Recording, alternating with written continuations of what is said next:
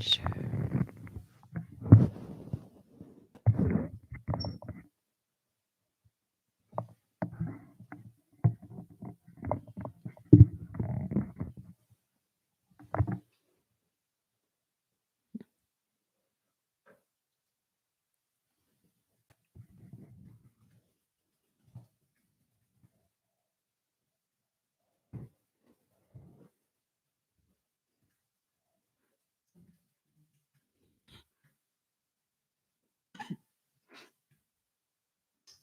Om Shanti. And welcome to Raj Yoga Essentials. Just going to wait a moment, 1 minute. It's all the chance to arrive. And in that time, ensure that you're seated comfortably. And you'll notice that we are typing into the chat box, if you have access to that on your computer, a conference phone number that you're welcome to call. If you have any questions, you can always type them into the chat window. If you prefer to say your question, then you could use the conference line.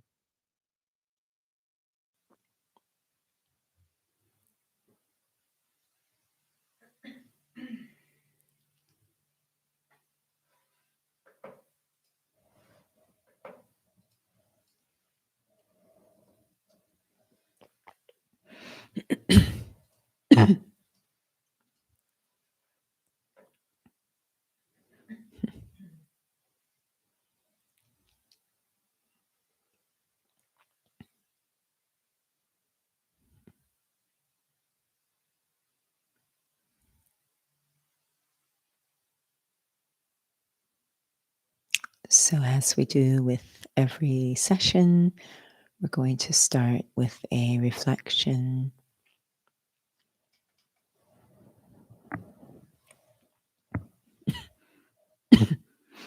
Whether or not someone is on a spiritual journey, any endeavor in life is more successful if one has the art of introversion,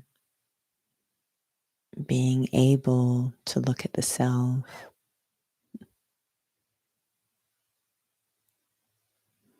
just developing that muscle of turning our vision and therefore our thoughts from being directed outwards to being focused inwards. And so I focus on my field of vision, the physical eyes. Place all my attention there and very aware of looking outward through the eyes and noticing how what my physical eyes observe affects my thoughts. In less than a second, as if there is some invisible wire connection between the physical eyes and my mind.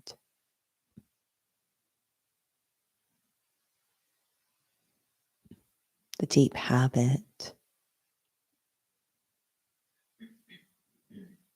of letting the physical senses, the eyes, pull me outwards, control what I think, and thinking about the outer world.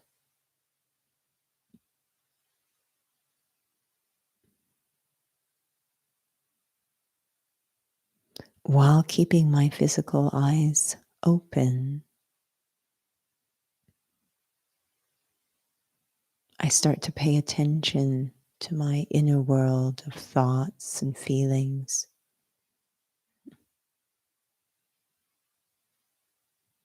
My thoughts no longer a commentary on what I am seeing outside in the physical realm,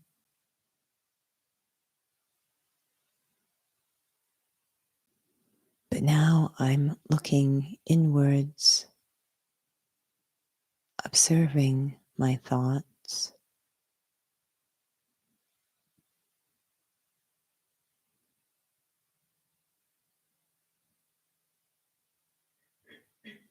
and having the interest to understand my thoughts, why I think what I do, what's beneath the thoughts, what's driving the process of thinking, going inwards, behind the habits,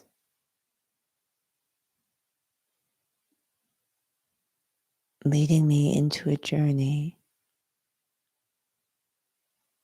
to understand myself in a deeper way.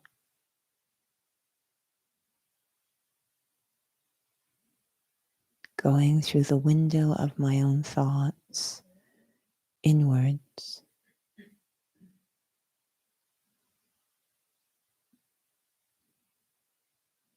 to understand the self.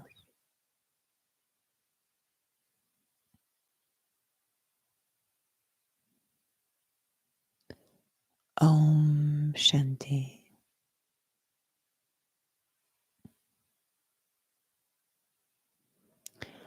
So, a warm welcome if you've just joined to Raj Yoga Essentials. And what this does is give us an overview, a taste of Raj Yoga, and really just try to go deeply into the foundation, what it's all about. And it's very nice to know a little bit of the history behind it to understand what motivates or drives this study. So you will see pictured to my right the face of a human being who came to be known as Brahma Baba. He was the first student and the instrument to establish the Brahma Kumaris. And he was definitely a master of introversion, perhaps all his life, but definitely as he went into the latter part of his life, the years of retirement, became a master of introversion. And one might ask, always, we're asking, why would I want to do this? And he was definitely pulled to understand himself.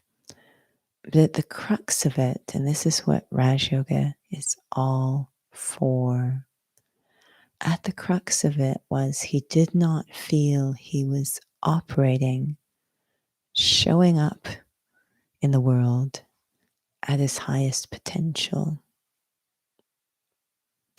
And that actually created a little bit of restlessness inside,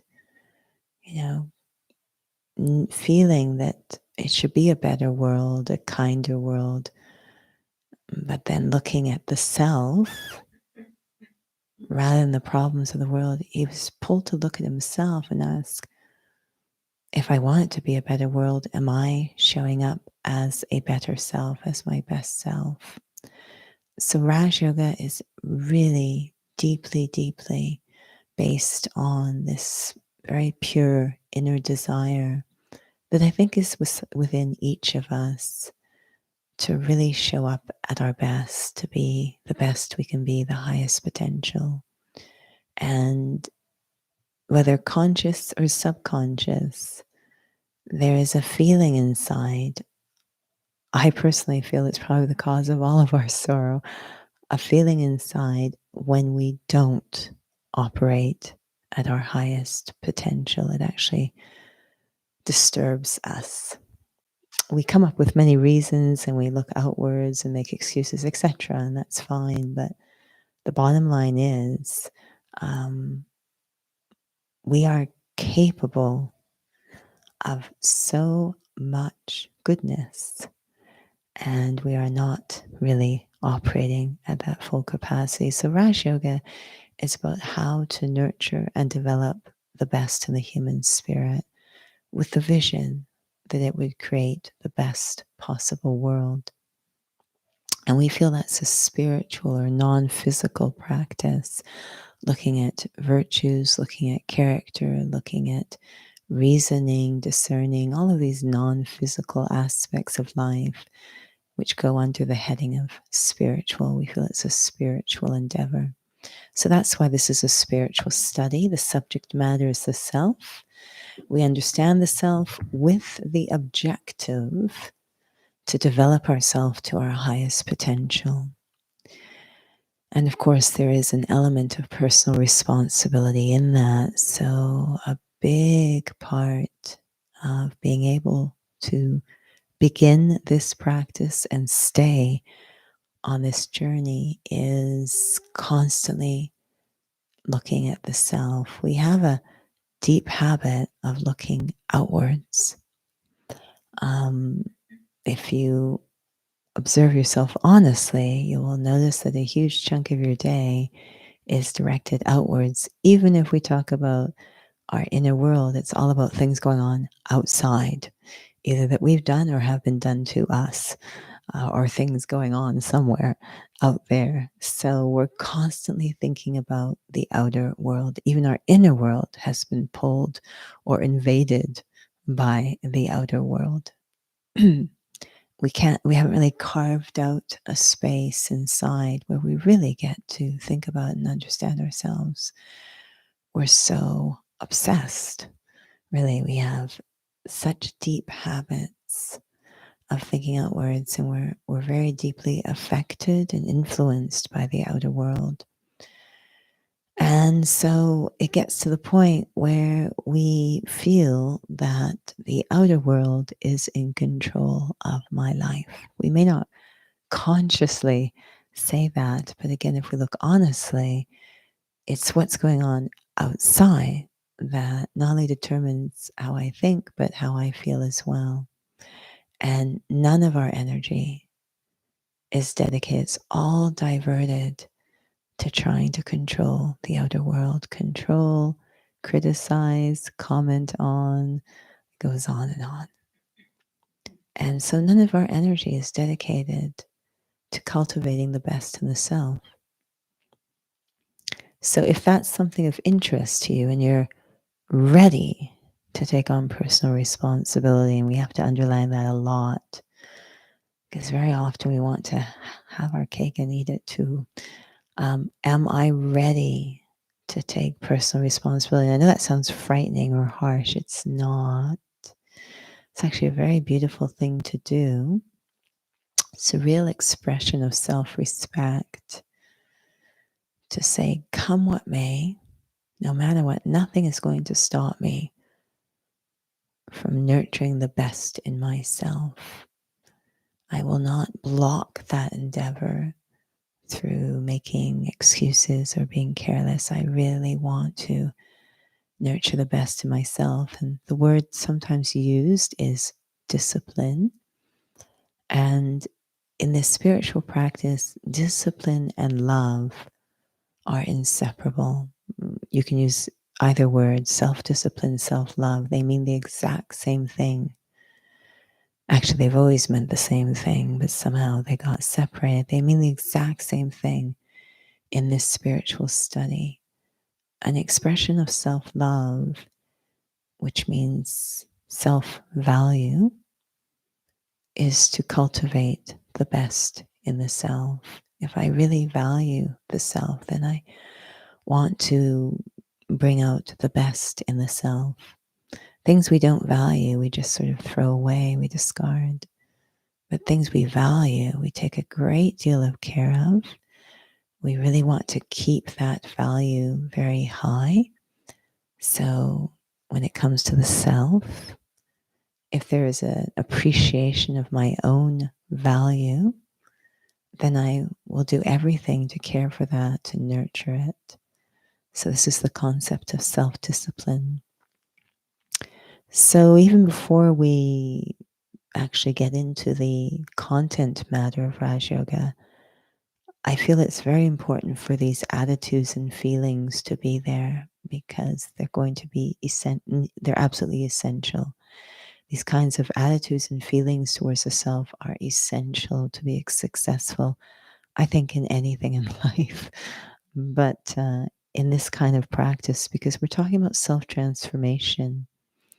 And when it comes to self transformation, any kind of change, we are going to come up against resistance to change.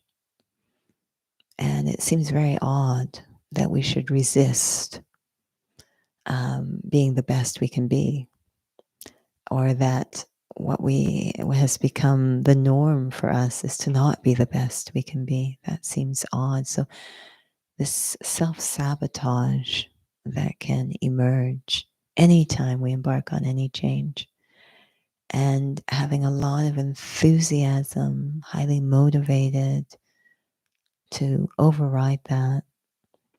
And I always think about this one line from a very well-known scripture called the Gita. I don't know if someone has joined on the phone.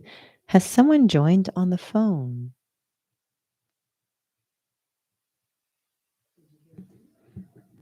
Mhm. I thought so. Anyways, the Gita, there's a very famous line, and that line is resist that which resists in you. And so we are, in a way, our own worst enemy. Nothing out there, nothing in this world is stopping me from taking responsibility for myself, for being the best I can be. Nothing. I can delude myself that something is, but really nothing is. It's completely in my hands. And so I am the only one that will sabotage it. And so there has to be a lot of love and regard for the self. A lot, very deep love for the self. The two things that you need in Raj Yoga, it's really quite simple compared to other studies where you need textbooks and equipment and lots of money. You don't need any of that in Raj Yoga. You need two things: a deep, deep love for the self and a deep, deep love for God. Those are the only two things you need. Now, the funny thing is, we kind of don't have either when we start. So we have to even learn these two things. It's amazing it gets off the ground at all. I think that it's a timing that really happens, that there comes a time in each soul's life when they start to develop a disinterest in not being the best they can be, a disinterest in being so deeply affected by the other world, that reactivity, even maybe ugliness in our character. We just don't want to do it anymore. So when that time arrives, I'm ready to learn how to have a deep love for the self and a deep love for God. And it sounds crazy, I know, but we A, have to learn that, or B, that it's possible to learn. It is. So, lesson one in Raj Yoga is all about developing a deep love for the self. And that is a lesson on the soul. It's a very simple lesson. It's one sentence: I am a soul. And that one sentence, which takes a little bit of time to experience, it's very easy to say, I am a soul. It's just 4 words. But for it to actually penetrate into my bones, into my being, for me to feel it, that takes a little time. Why? Back to that resistance to change. There will be massive internal resistance to experiencing those 4 simple words. we are addicted, deeply, deeply addicted and invested into thinking we are the body, or if you will, the image. And so it takes a lot of patience and determination and simplicity and humility to be able to override that resistance and experience those four simple words: I am a soul. What will be useful in being able to transverse that gap between thinking and experiencing is if I actually believe it. I may not be feeling it, but do I believe it? So we usually do a little experiment, which we'll do now, so that you get a chance to feel the contrast and which one rings true. Again, you may not feel it, but which one rings true? Again, this is a very personal thing. I can't even really see you, so you're completely on your own. No one's watching you. You can be completely honest with yourself. So there'll be two statements spoken, and you are invited to have as free a mind as possible. Just completely imagine your mind is like a bowl of water, completely still, quiet, open, and we're just going to drop a statement into the bowl of the mind. See what happens. No expectations, nothing. The more innocent you can be in these experiments, the better. And then after it settles, it does its work, we'll drop the second statement in and see what happens. All right. So sitting with the mind like you're in grade 1, completely open, trying to not have any expectations, no worries, nothing horrible will happen to you. I promise. So statement 1, I am a body and I have a soul. I am a body and I have a soul. Letting that drop into the mind.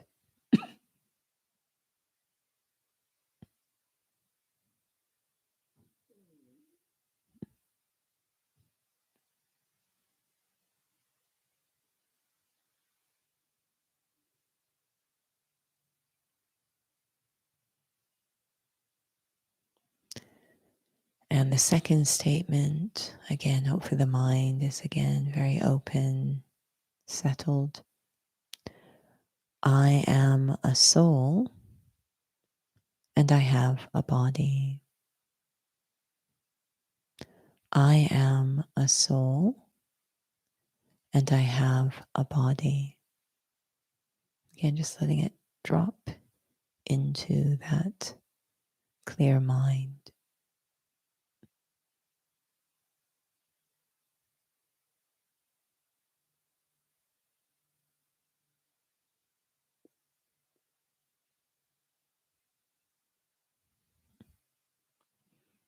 All right. If anyone is listening out there, we have a chat box available. We have a conference line open. If there's anything that you would like to type or share, call in about your experience with those two statements, you are most welcome to. We'll give you a couple of seconds here to share if you choose.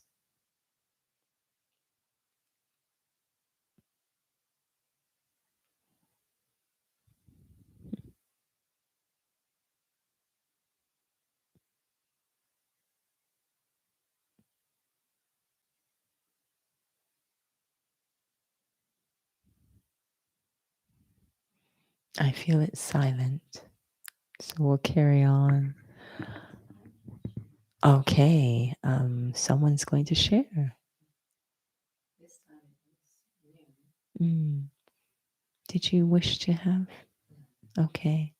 So someone is sharing, and they're sharing that they've done this before, and this time they had a new experience.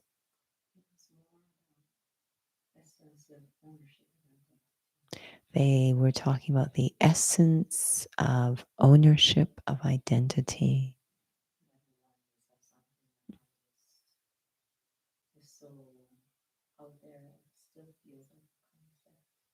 Uh, yeah, so statement one, the soul feels like a concept, just something out there that I can't really maybe connect to. It's nice and light.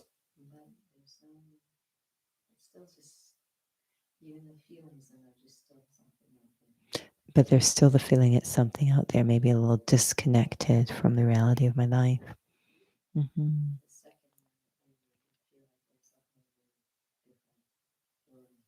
The second statement opened up a whole new different world. Okay, thank you. No surprise, Raj Yoga focuses completely on the second statement. And this very simple but profound shift in sense of self, or what we call consciousness, how I identify and experience myself, that shift can actually make the difference between no self-love and self-love. When I say I am the body and I have a soul, it obviously sounds like many other things in my life. I have a car, I have a cell phone, I have a job, I have a soul. All these different things I have. And then there's, if we're using statement one, me, the body. And this body, to go into that statement, this body, first and foremost, is perishable. So I don't think I need to convince you of this. I think you're aware that there will come a point when this body will not really exist anymore. It will turn into non-living energy. And so if I think I'm the body, like there must always be somewhere in my consciousness tremendous fear. Somewhere in there, this sense of mortality. And how would I live my life if there's always that? So that's the most basic issue in thinking I'm the body.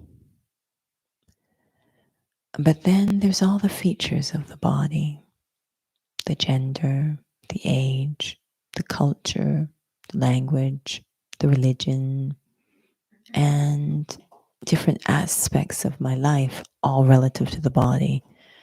Relationships, possessions, status, image, it goes on. It's hundreds and hundreds of different things, all connected to the body. We sometimes call it a costume, and the story of the costume, all the different aspects. Now, if I am identifying with all of those, and all of them are connected to the body, and the body is temporary, then all the different ways I am identifying myself by virtue of thinking I'm the body are also temporary, constantly changing. And then I start to invest my sense of worth or value, my self-love, in these things that are temporary. And so if it's the body, I become very sensitive to the criteria. So I love my body if it's young and healthy. I love myself if it's young, if the body is young and healthy. And if all the relationships are good and I'm doing well at work and we start to realize, wow, all my thoughts are all caught up in these different aspects of the body. I think about work, I think about relationships, I think about possessions, I think about money, I think about the health of the body, all my thoughts, because it's who I think I am. And my emotions go up and down depending on all these different elements. It's a really volatile way to live. Very vulnerable, fragile way to live, thinking I'm the body. And again, at the end of the day, the body perishes. If I think I'm the body, it's a very difficult way to live, this mortality. The second statement, that I am a soul, not physical, energy, yes, living, eternal, expressing through the body. There's no loss yet, I express through the body. So when the body perishes, it's okay. I will still exist. Raj Yoga has this concept of rebirth. And although I have all these different aspects of my life, because of not thinking I am the body, it means that I can have a very healthy interaction with all these different aspects of my life, different relationships, different activities, but I don't think I am them. I'm not invested. My sense of self-value is not invested in these things. So it's okay if they come and go, which they will. It's not if they will, they absolutely will. Today you have the job, tomorrow you don't. They definitely will come and go. But my sense of self is invested in the self, not all of these different bodily aspects. And I am immortal. So that deep, that constant underlying fear, that low-grade anxiety is gone. Come what may, I will be fine. I will be fine. I am eternal. I will be fine. But what's most beautiful, and I'm sure you've figured this one out, is that when we think about the things that matter most in life, we're always so deeply touched. Like it can move us to tears when we see a story, and we're seeing many now during this global situation, when we see stories about the greatness of the human spirit. We actually use that language. We don't say the greatness of the human body, we say the greatness of the human spirit.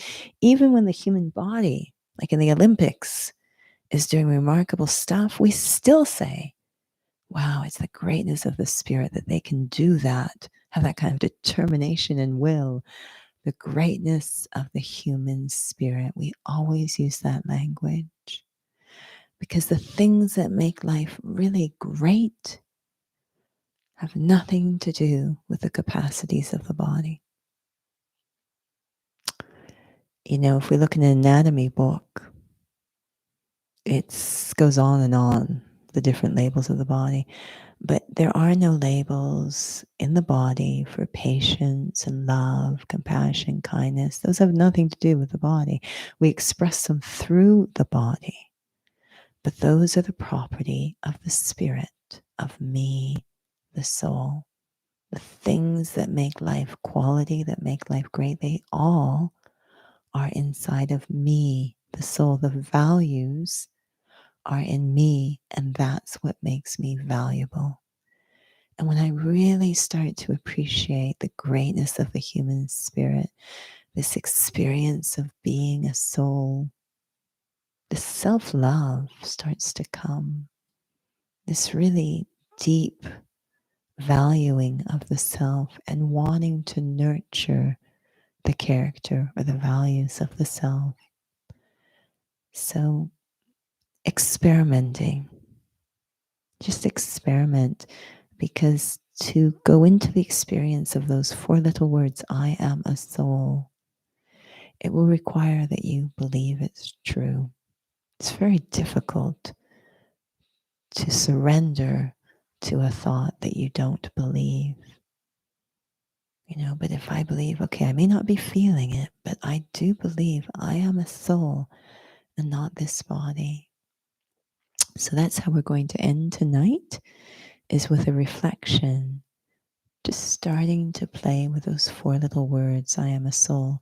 Before we do, we'll stop and see if there's any thoughts or questions. You've been just so talkative tonight, but we'll see if there are any thoughts or questions that you want to chat or share by phone with us before we go into reflection. And I will add that Tuesday nights, We do have question and answer on Raj Yoga in the same time slot. So if you find over the next few days questions emerge, send them to us by email. It's showing up in the chat box. Send your questions to us, and then join us Tuesday night, 7:35 to 8:15, and we'll take the questions up, as many as we can. So if you're too shy to share tonight, that's another opportunity. Silence. Excellent. You're ready for. Ooh.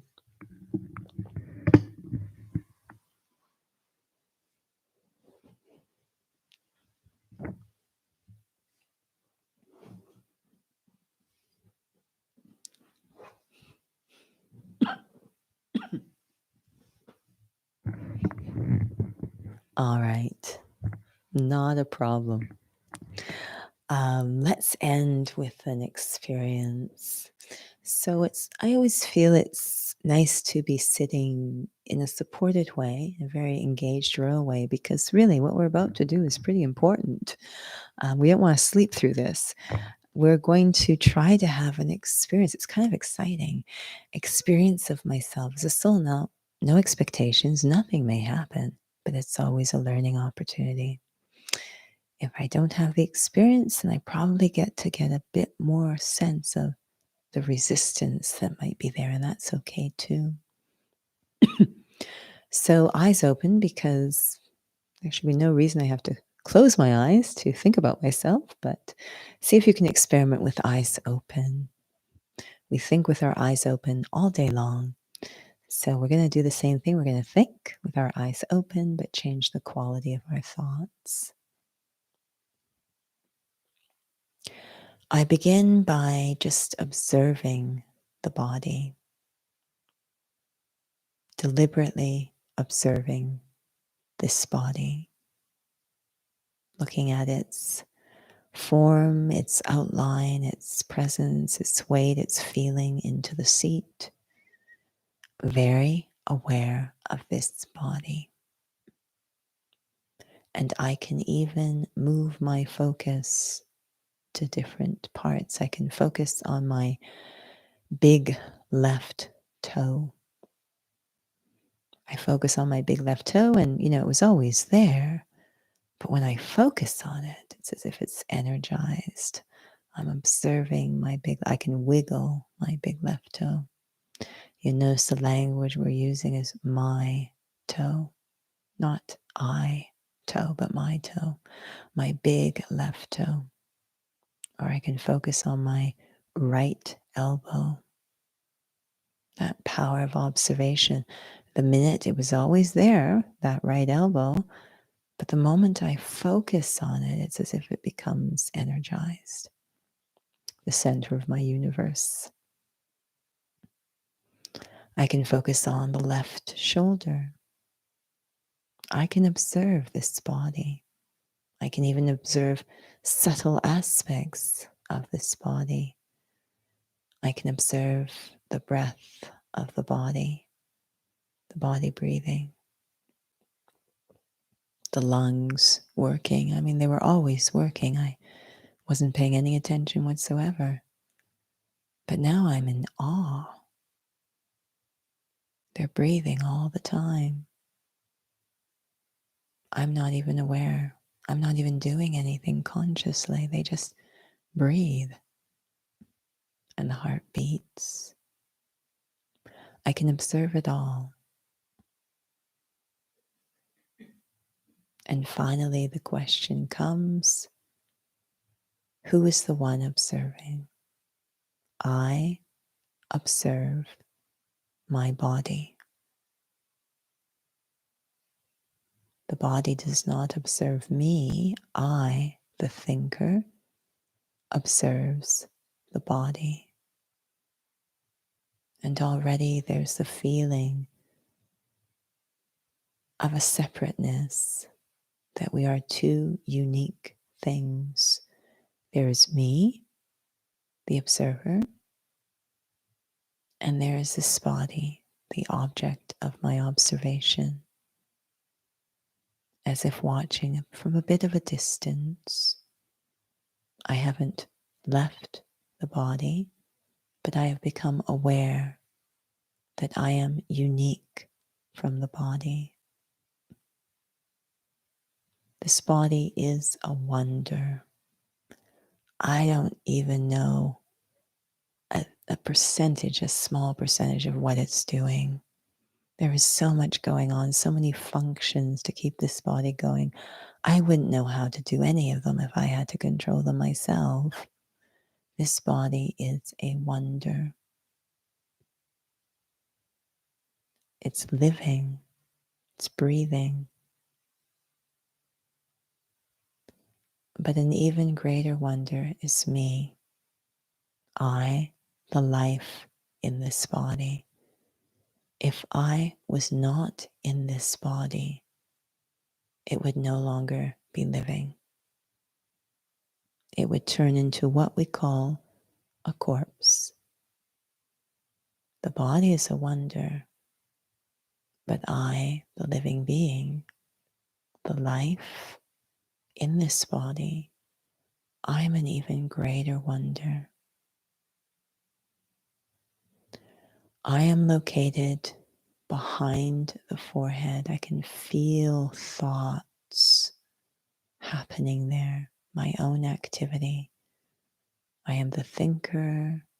I am the observer. I am the experiencer. I can feel all that activity, my own activity, behind the forehead where I am seated. This body is physical. I can observe it through the physical eyes, but I am completely invisible as qualities like peace and love. Those are very real. They exist. They're just not physical. They are non-physical or spiritual energies. And they originate from me. They originate from me, the point of origin. I am a tiny point of spiritual living energy, a powerhouse. And what radiates from me are spiritual qualities.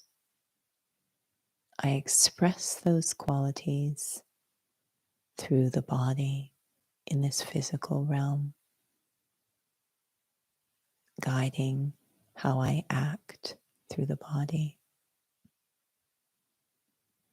And the most basic quality within me that I am made of is the quality of peace. I am living peace. It is my true nature. I am a tiny spark of life. And when I am in my highest, most healthy state, I am peaceful. Peace is the most sought after resource in the world. So how valuable does that make me as an unlimited source of peace?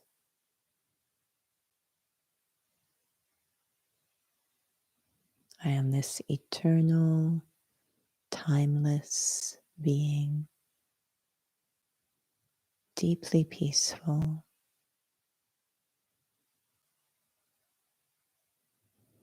And feeling my nature of peace, I begin to also feel at peace with myself. A wave of calm washing through my mind, And in that peaceful state, how would I think, act, interact, move through the world in such a royal and respectful way?